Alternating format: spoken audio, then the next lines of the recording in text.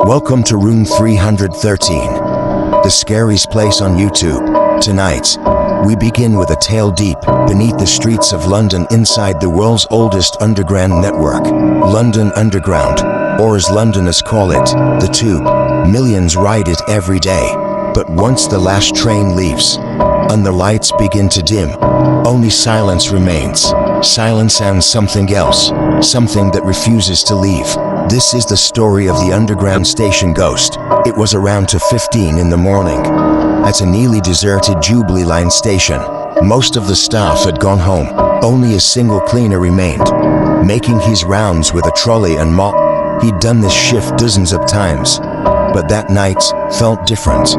He described hearing faint footsteps echoing down the platform, but when he looked, no one was there. The escalator was still.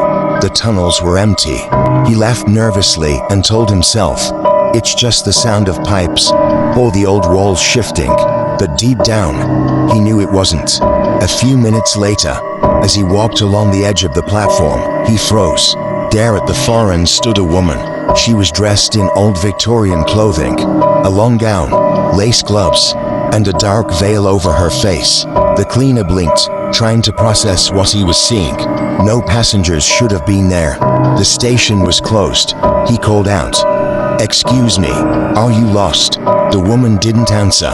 She just stood still, her head slightly tilted, as if watching him. Slowly, the cleaner began to approach. Every step echoed loudly in the empty tunnel.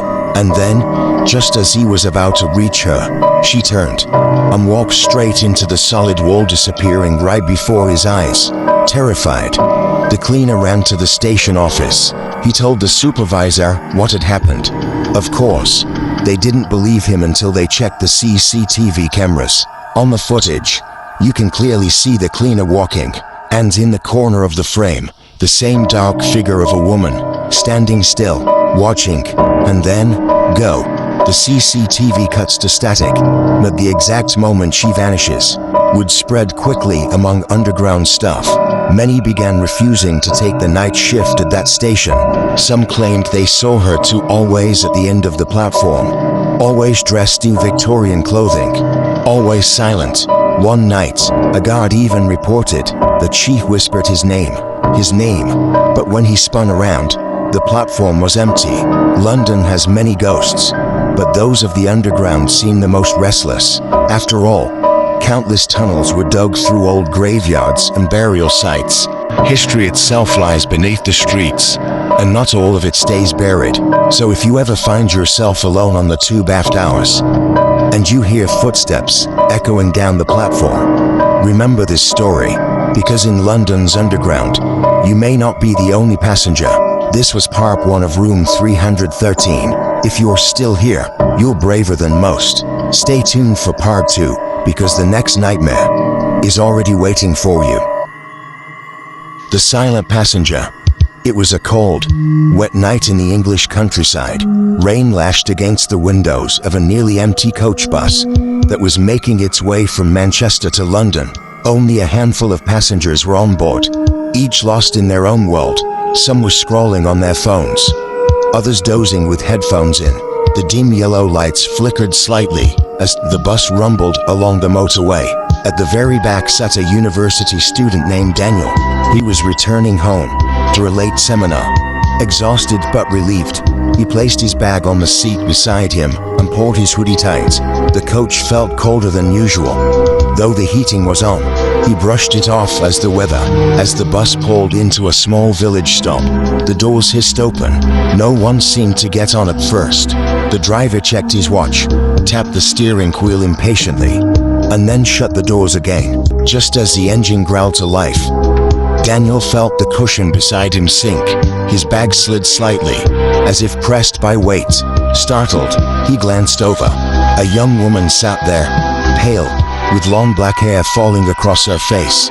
She wore an outdated dress, something that looked decades old, mud-stained and frayed at the bottom. She didn't look at him. She just faced forward, hands neatly folded on her lap.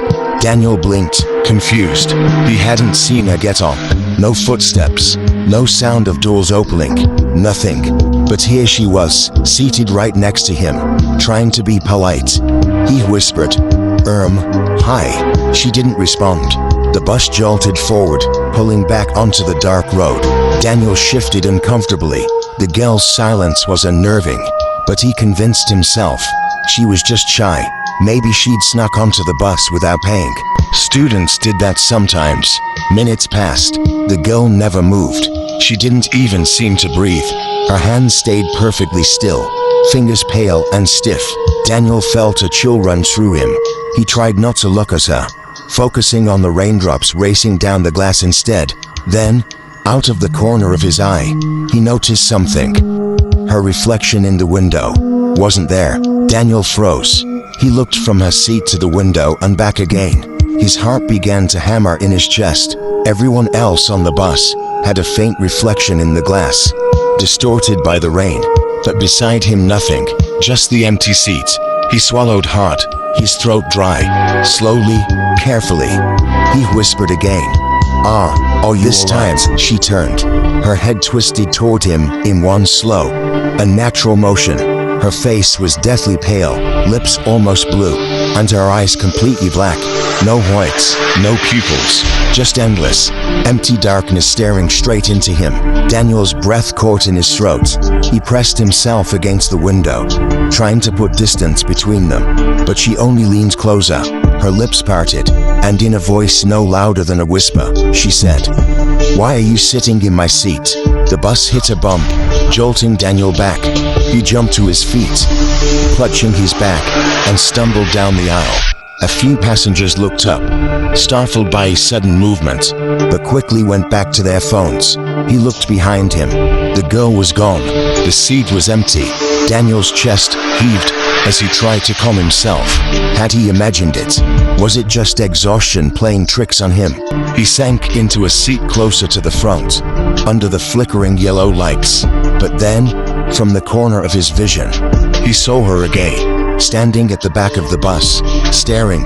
Every time the bus passed under a street lamp, her figure appeared, then vanished in the dark, each glimpse closer, each glimpse clearer, until finally, she was right behind him.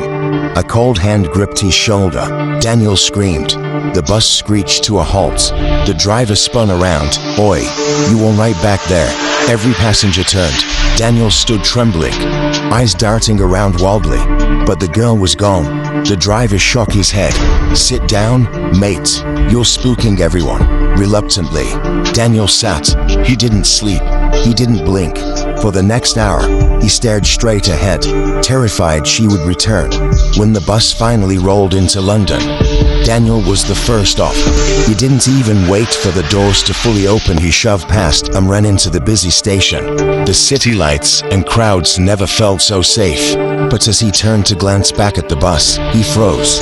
At the window, her face pressed against the glass, staring at him, smiling now, with teeth far too sharp. And then, she vanished.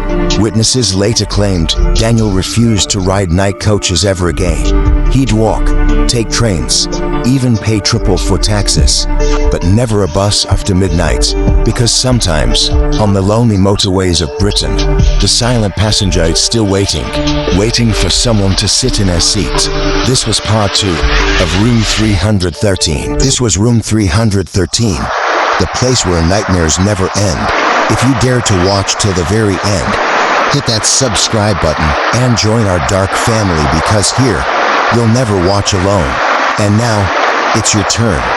Tell us in the comments, what kind of horror story do you want next?